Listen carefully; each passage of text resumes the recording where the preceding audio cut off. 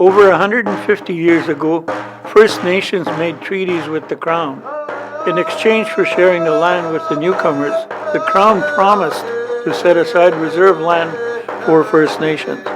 Since then, only some First Nations received their full reserve land. In 1997, the Manitoba Framework Agreement on Treaty Land Entitlement was signed to address this outstanding treaty promise.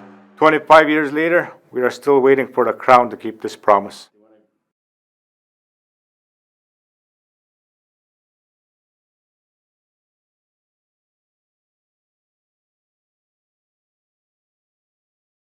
Well, fantastic. Well, good afternoon. My name is Chris Henderson.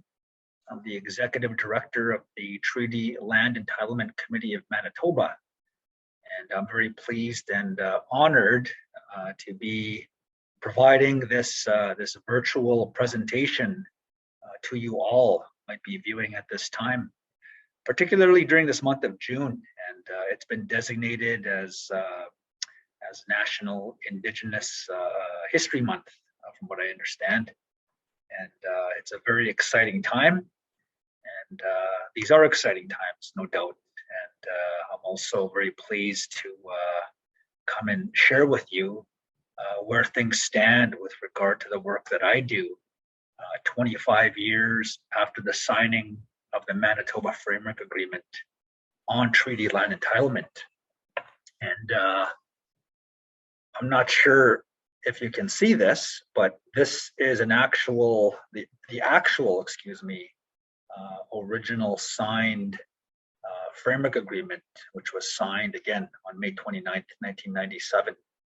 And I'm going to be speaking about this framework agreement and where things stand 25 years later. I hope you had the opportunity to see that 30-second video, which was airing during the month of this past May, leading up to May 29th of this year. I hope you had the chance again to catch it on CTV local, which would have been Channel 5 here in Manitoba.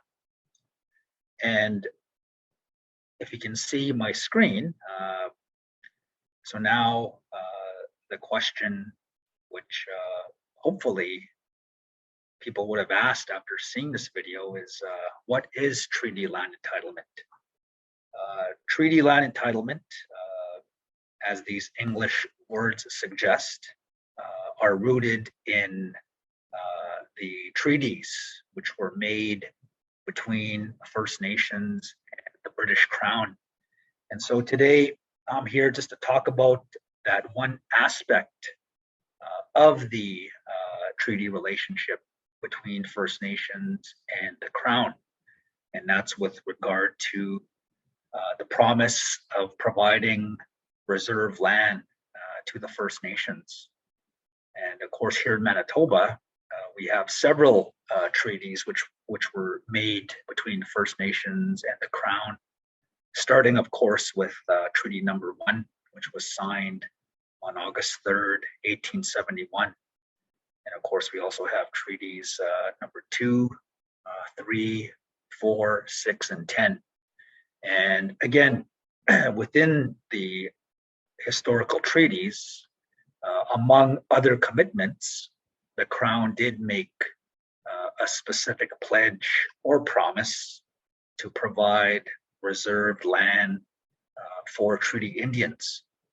And so that's what we mean when we reference treaty land entitlement, is the fact that the Crown promised to provide, again, reserved land for treaty Indians, as the Crown wanted to open up this territory we now know as Manitoba and Canada, open it up to newcomers for settlement, as it were.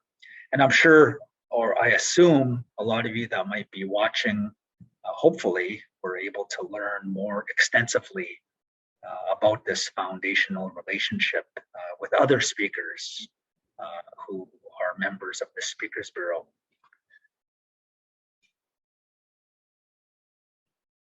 So in terms of who we are, again, I represent the Treaty Land Entitlement Committee of Manitoba, and we are a signatory, again, to this three-party agreement known as the Manitoba Framework Agreement on Treaty Land Entitlement.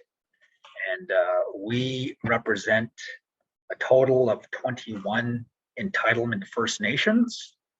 And of these 21 entitlement First Nations, 15 of them have actually signed their individual treaty land entitlement agreements under this 1997 Manitoba Framework Agreement.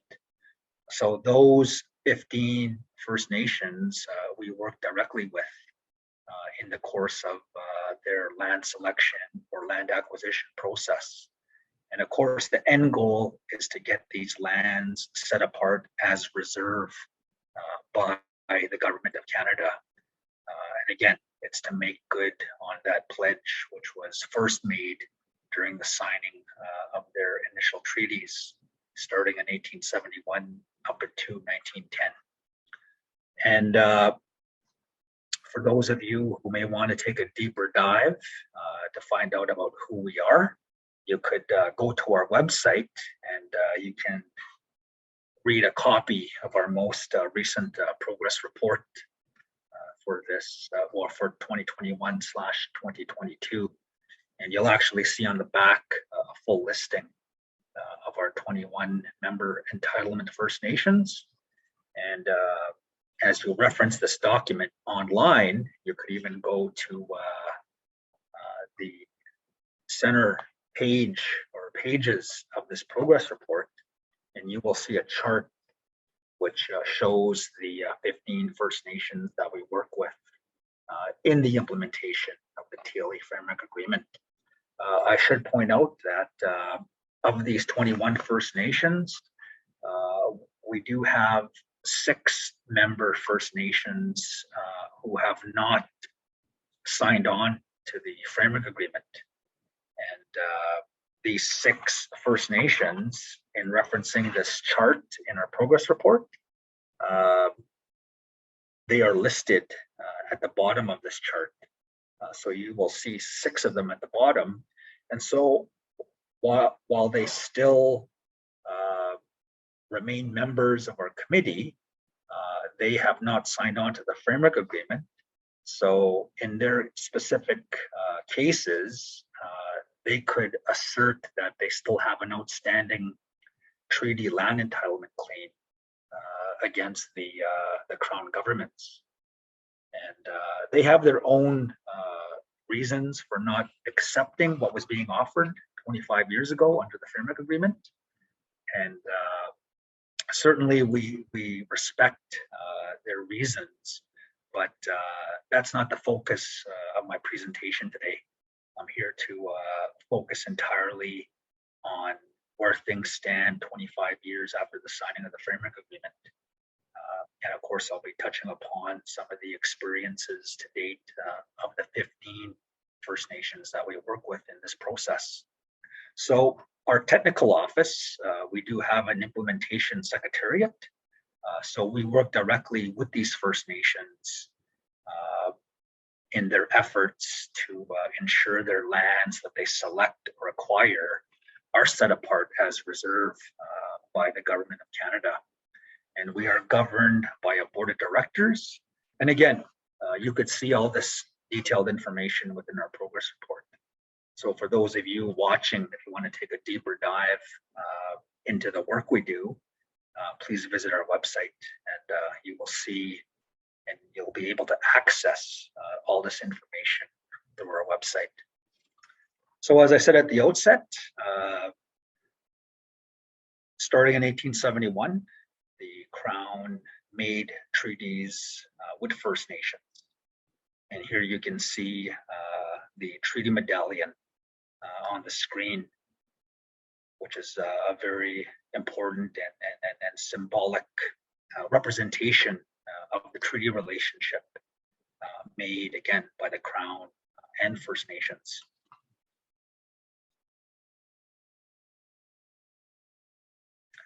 And within the written text of these treaties, again, there was this pledge or promise to provide reserve land for First Nations under treaties number 1 and 5, 160 acres per family of 5, or 32 acres per person were to be provided by the Crown to First Nations after these treaties were made.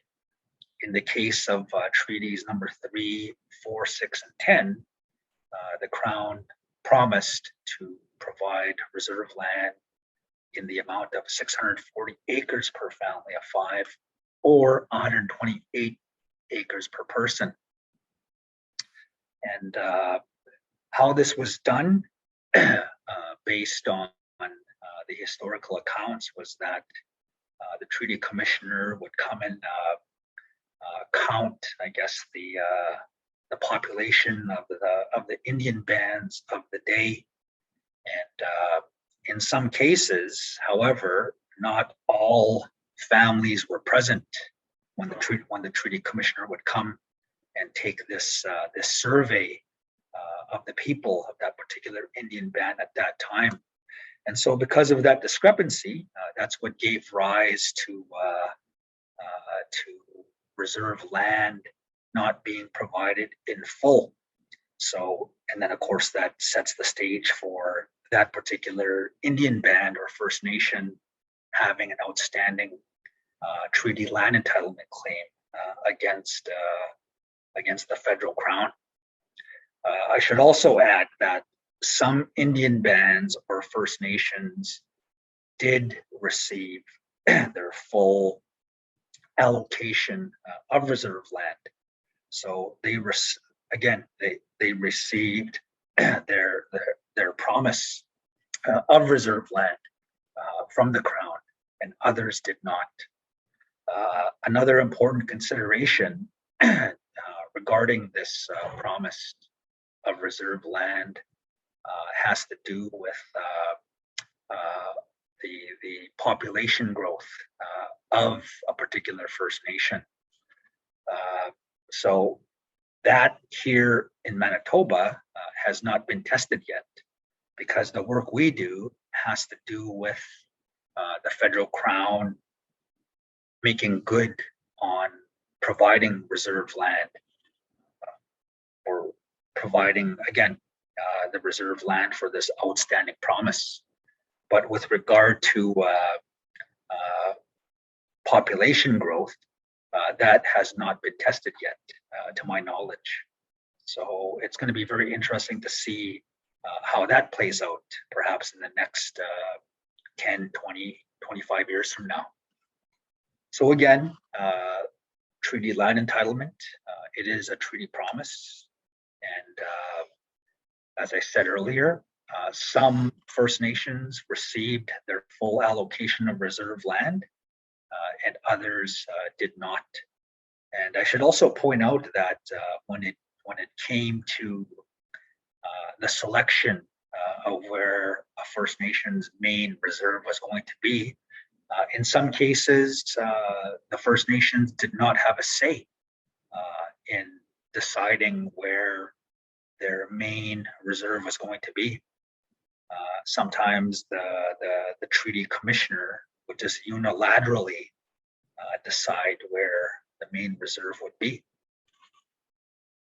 So that's a very important piece of information to be made aware of. So on May 29th, 1997, because some First Nations did not receive their full allocation or allotment of reserve land, this framework agreement was signed to address and resolve the outstanding treaty land claims of some of the First Nations that were represented by the Treaty Land Entitlement Committee in Manitoba. So this framework agreement was signed on May 29th, 1997 by Canada, Manitoba, and the TLE Committee. And within this particular image, The signing ceremony took place on the Sapotaweyak Cree Nation near the Paw, Manitoba. And within this image on this day, you see these gentlemen that participated in this signing ceremony. So starting from the left, you see the late Elijah Harper.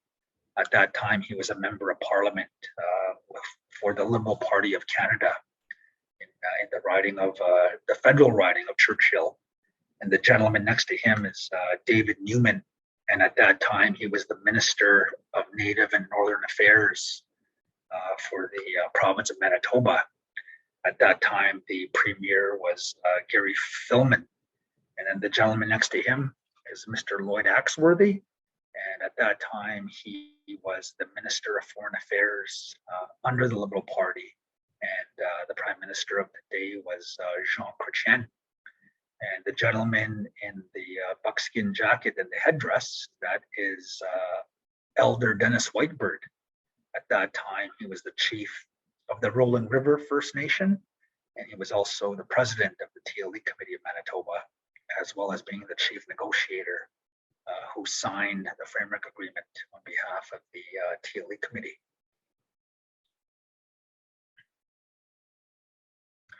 So the framework agreement, it is a three-party agreement signed by Canada, Manitoba, and the TLE Committee. And it is a land and financial package. And for those of you who want to take a deeper dive into how the land and financial provisions were distributed, please visit our website, and you'll actually be able to see a copy of this framework agreement through our website. And I should point out that as part of this this arrangement, as part of this bargain, the First Nations had to provide a conditional release to Canada, because Canada was making good on this outstanding promise of providing reserve land to our member First Nations. They in turn had to give a conditional release to Canada, basically saying that in exchange for accepting the land and the financial offer under this bargain of the framework agreement, the First Nations promised that they would never go back to court to challenge Canada legally for their failure to provide the reserve land that the First Nations were promised when their treaties were signed. So that's the nature of the releases given to Canada. Excuse me. However, I should point out that the releases were not absolute. They were conditional, and they were based on the condition that they were tied to the performance of Canada during the implementation of the framework agreement. I'll get into that later, but I think that's a very, very important piece of information to make you aware of as we move forward. And again, within the framework agreement, it also sets out the step-by-step land transfer and reserve creation process agreed to by the parties, because the initial total amount of land we're talking about that was set, I guess, as the target back in 1997 was 1.1 million acres of additional land, which was intended to become reserve land for all the First Nations that were eligible to sign on to this framework agreement. So it's a lot of land we're talking about to be selected, purchased, and moved through the two bureaucracies, provincially and federally, and then ultimately becoming reserve land for First Nations. So again, it's very important to point out that it's a step-by-step process, and there's a lot of moving parts within this process. So, as I said, it was intended to provide a total of over 1.1 million acres of land, which would become reserve land. However, when you break down this figure of this 1.1 million acres of land, that consists of over 985,000 acres of crown land that the province of Manitoba committed to make available to First Nations for land selection. And for those First Nations that did not have enough crown land to select from, they were also given the ability to purchase or buy other land, which could include land in urban centers or municipalities. And the intent would be to get that land set apart as reserve within these urban centers. And the total acres for this other land amount worked out to over 114,000 acres of land. And again, if you want to see the specific breakdown for each First Nation, just go to our website and take a view of our progress report, because it will show the crown land amount for each First Nation and the other land amount for only 6 entitlement First Nations. These 6 entitlement First Nations, they are identified under Schedule B of the Framework Agreement. So if you look through the Framework Agreement, if you look to the back of the Framework Agreement, you will see separate schedules. And if you look to the Schedule B, you will see these 6 First Nations that have that ability to buy land on the open market on a willing buyer, willing seller basis. And if they choose to buy land in an urban center, they could request that those lands become reserve. And then that's where you have this concept of an urban reserve. But I'll get into that later, though.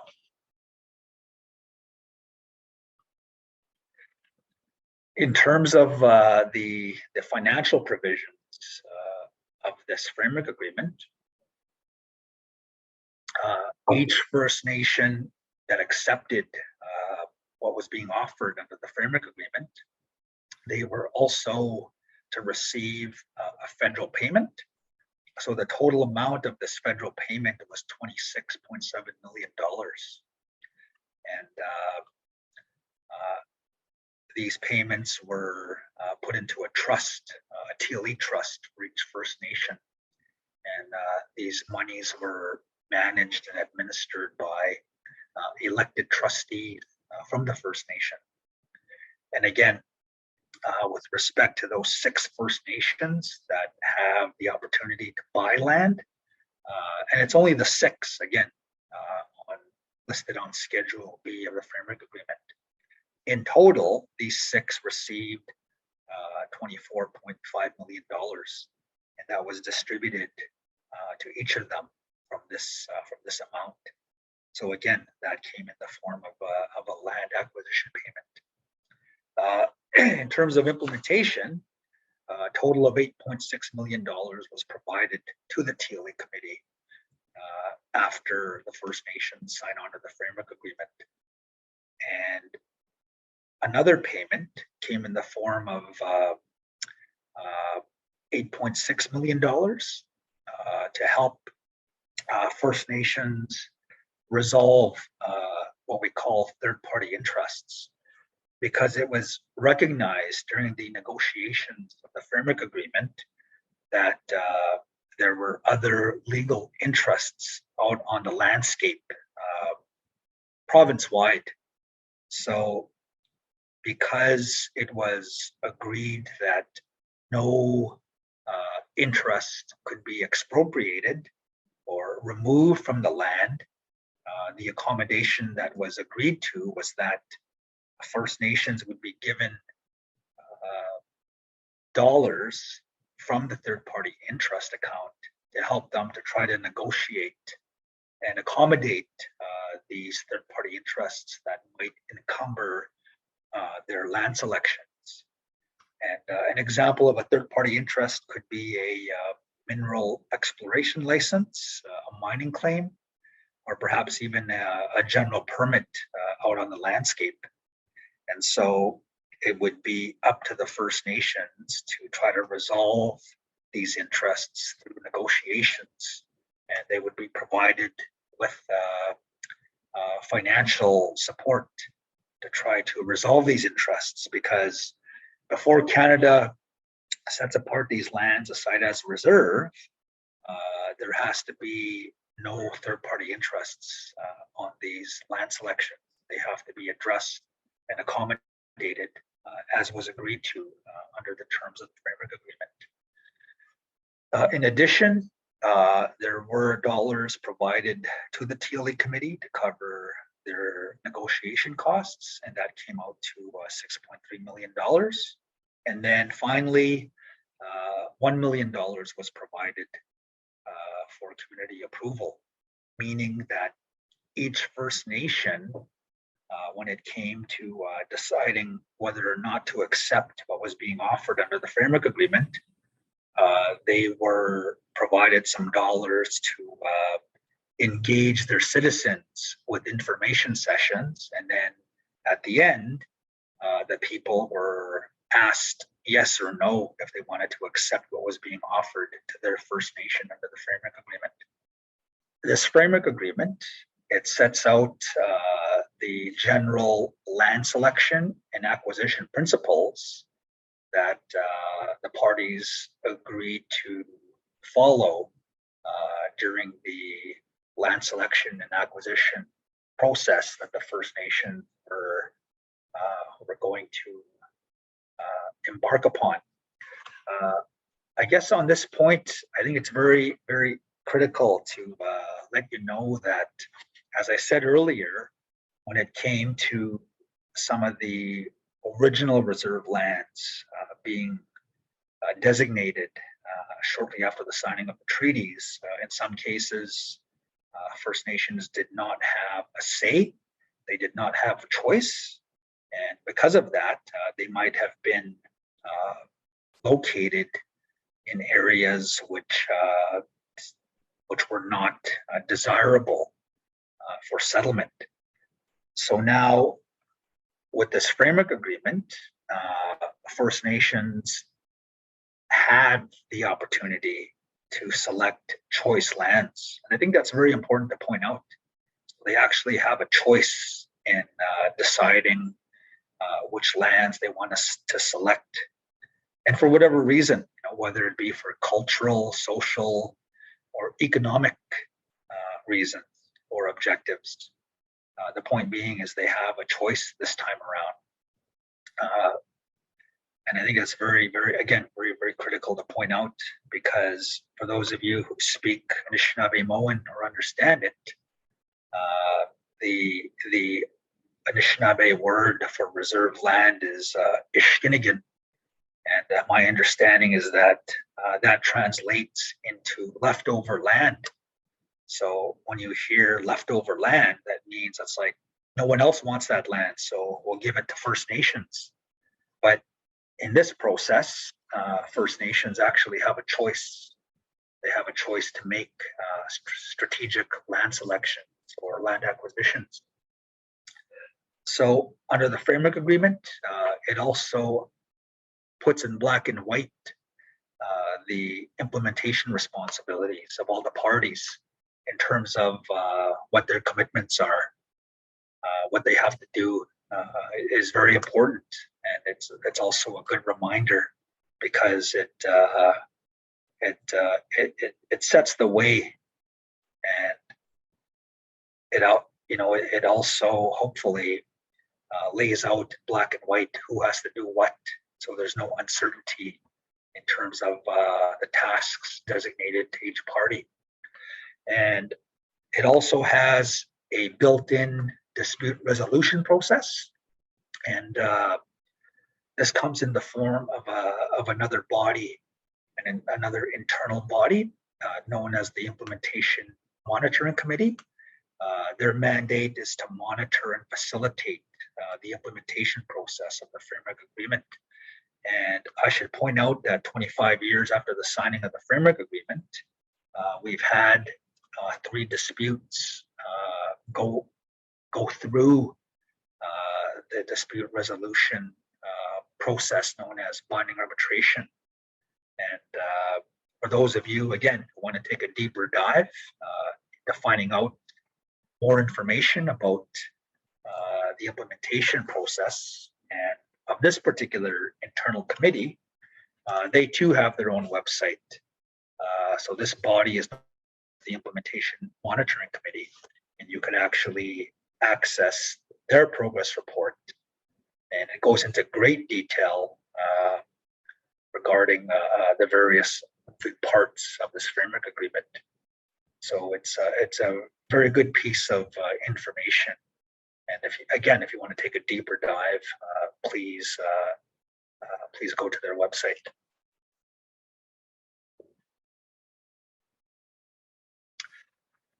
So where do things stand 25 years later?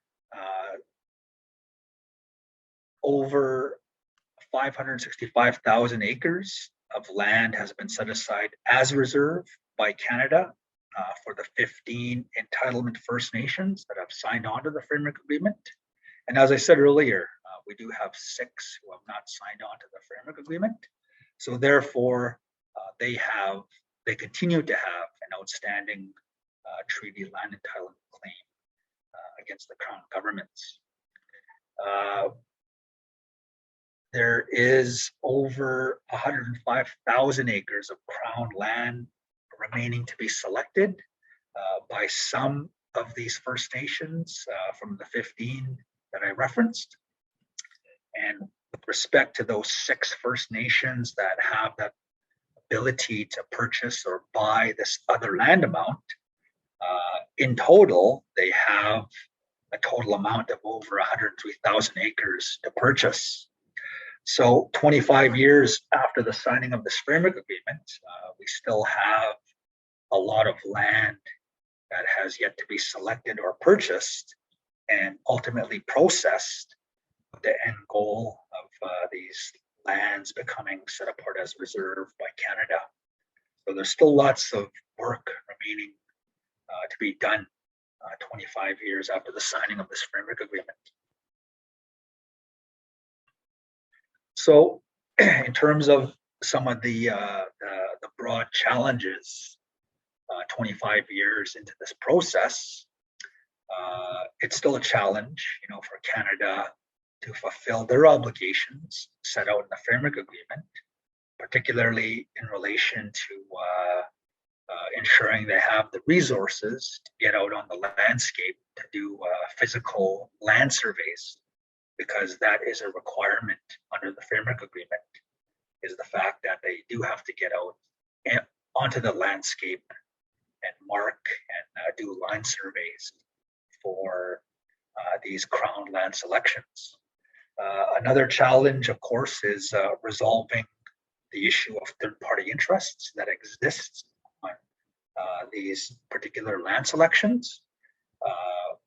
The experience to date is the fact that you may have some individuals that have a mineral exploration license or a mining claim, being reluctant to give up that type of interest, even though there may be no chance that these type of interests will ever develop into a fully operational mine. But some First Nations take the view that even though they're having difficulty in negotiating, trying to resolve these kind of interests, they too do not want to surrender their land selection. So in those cases,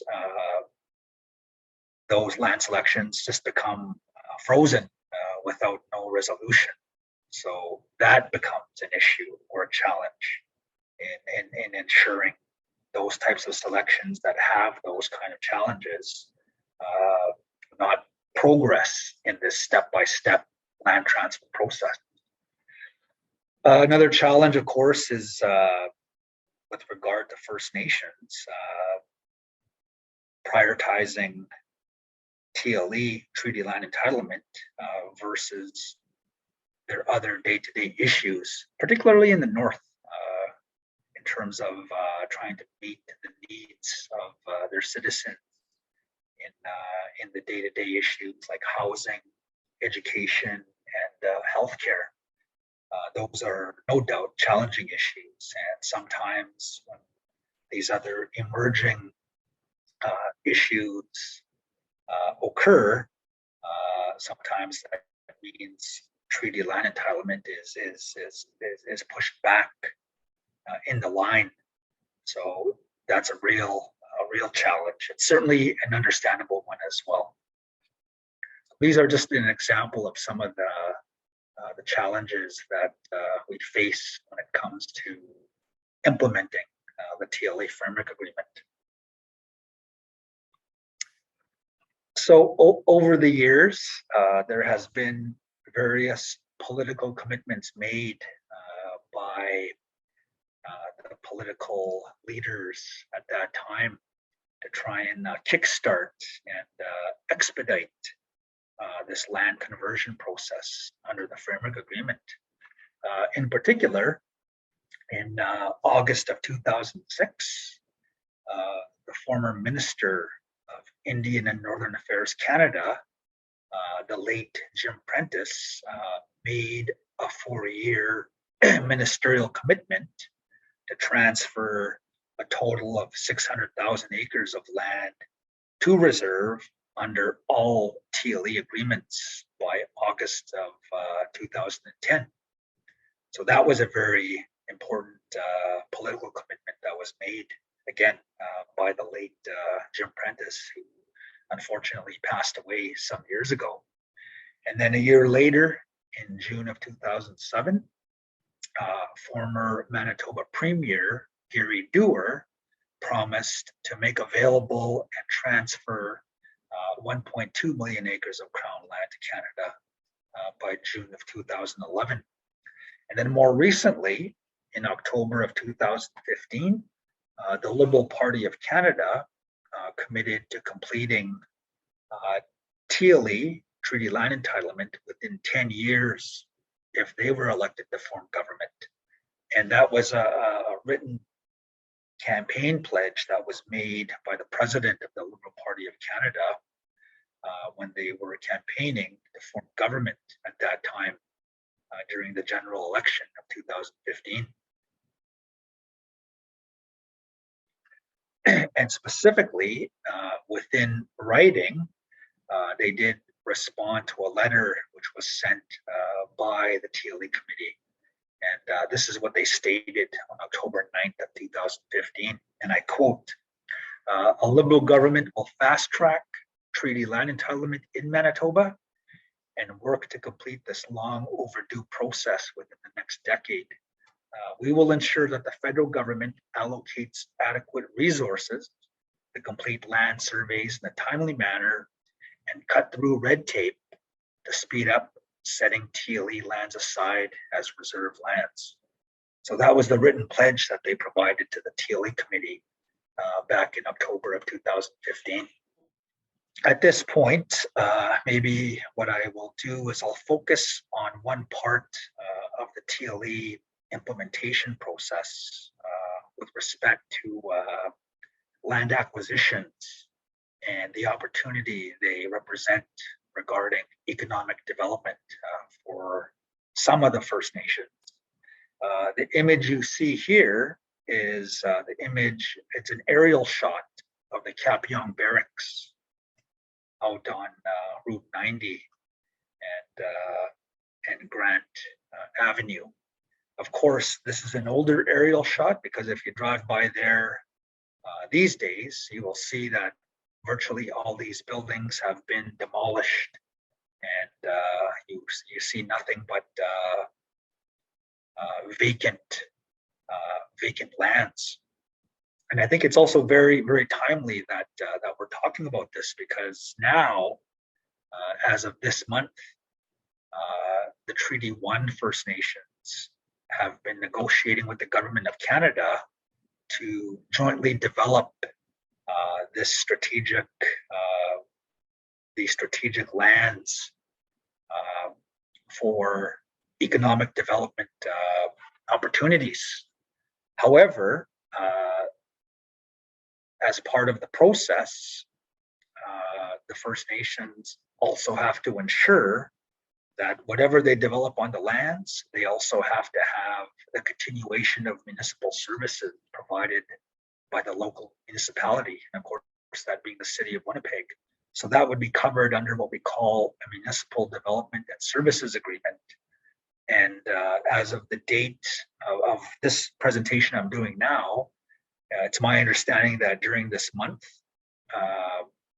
Treaty 1 and the city of Winnipeg, they have come up with this municipal development and services agreement. However, it requires final approval by the elected council. So hopefully all elected councillors of the city of Winnipeg will vote unanimously in support of this municipal development and services agreement, because it's a key milestone that is required by Canada before they set apart lands as a reserve in an urban center. And of course, for those of you who have been following the story of the Capion Barracks, it's been a long battle that first started back in 2001, and certainly they're not near completing their journey because there's no development yet, and there's no lands that have been set apart as reserve for the Treaty 1 First Nations.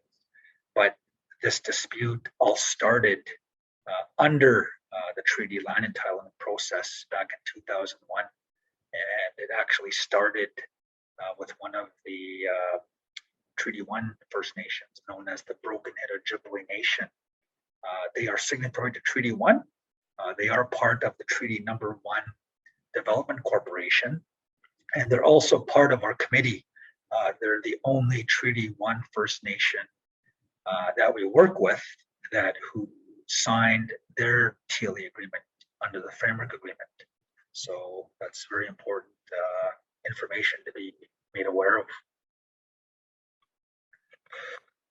So when it comes to the matter of land acquisitions, for those 6 First Nations identified under Schedule B of the Framework Agreement, they can acquire this other land designation from within their treaty area or traditional territory in Manitoba.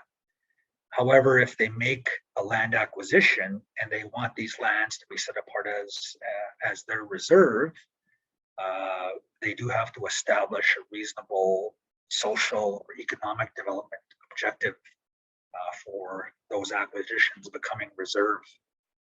And so these 6 entitlement First Nations that fall under this particular schedule are Broken Head Ojibwe Nation, Buffalo Point First Nation, Rolling River First Nation, Wesquisipi First Nation, Sapotaweyak Cree Nation, and the Opaskwayak Cree Nation. So these 6 First Nations, in addition to having a crown land allocation under their TLE agreement, they were also given land acquisition dollars to purchase land, again, on the open market on a willing seller, willing buyer basis, because it was recognized during the negotiations that there wasn't enough crown land to select from within areas near their main reserves. So to make up and accommodate that challenge, these 6 were given, again, land acquisition dollars to try and buy other land amount to try and make good on this outstanding treaty land entitlement promise. And as I said earlier, when it comes to these types of acquisitions being made in an urban center or a municipality, if they want these lands to become reserve, they do have to negotiate and sign a municipal development and services agreement with the local municipality if those types of services are still required on those lands after they become reserve. Because if there's still water and sewer services and garbage collection and perhaps even policing and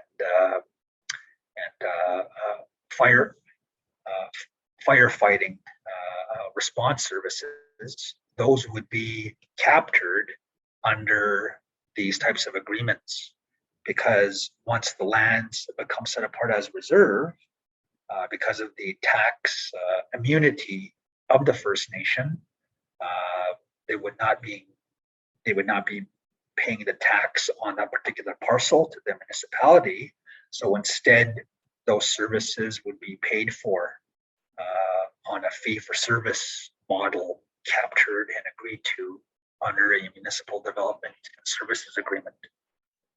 Now, for example, the Sapotaweyak Cree Nation, which is signatory to Treaty Number 4, under their TLE agreement, in 2006, they purchased a very small parcel of land in the town of Swan River. It didn't even come out to a full acre. It was a 0.13 parcel, 0.13 acre parcel of land, excuse me. So they purchased that parcel in 2006. And then in 2012, they successfully signed a municipal development and services agreement with the town. And then 2 years later, the government of Canada set that parcel aside as reserve for Sapotaweyak in 2014. And then in 2015, the First Nation constructed a video lottery terminal center on that parcel. So it's known as Club SAP. So it's been operational since 2015. And then in 2015, the First Nation made another land acquisition in the town of Swan River. They purchased another parcel, which was 0.21 acres. And 2 years later, because they had a successful relationship with the town of Swan River, that paved the way for another municipal development and services agreement between the First Nation and the town of Swan River. And that was signed in 2017. And then in 2018, Canada set that second parcel aside as reserve for Sapotaweyak Cree Nation. And then in 2019, the First Nation constructed its petrol gas bar and convenience store in the town of Swan River. So Sapotaweyak Cree Nation is our only member entitlement First Nation to have two urban reserves in the same town under the TLE Framework Agreement. So that is a very significant achievement for this First Nation. As I said from the beginning, treaty land entitlement, it is a treaty promise. It is a treaty promise that was made, and it's a treaty promise that has to be kept. So that essentially concludes my my PowerPoint presentation. And for those of you who want to take a deeper dive into the work we do, please visit our website at www.tlec.ca. And again, you can find our progress report, and you can also read the text of the framework agreement, and also find a link to the implementation monitoring committee for those of you who really want to get into the weeds of TLE with respect to the Manitoba Framework Agreement on treaty land entitlement. That's where things stand 25 years later. And I want to thank you for viewing this presentation. I also want to thank the Treaty Relations Commission of Manitoba for inviting me to give this presentation. And I, of course, want to thank Treaty Commissioner Loretta Ross for attending and participating in our commemoration ceremony that we held on May 29th last month to mark and observe the 25th anniversary year of the signing of the Framework Agreement. It was a very, very special day, and I'm glad she was able to join us on that day.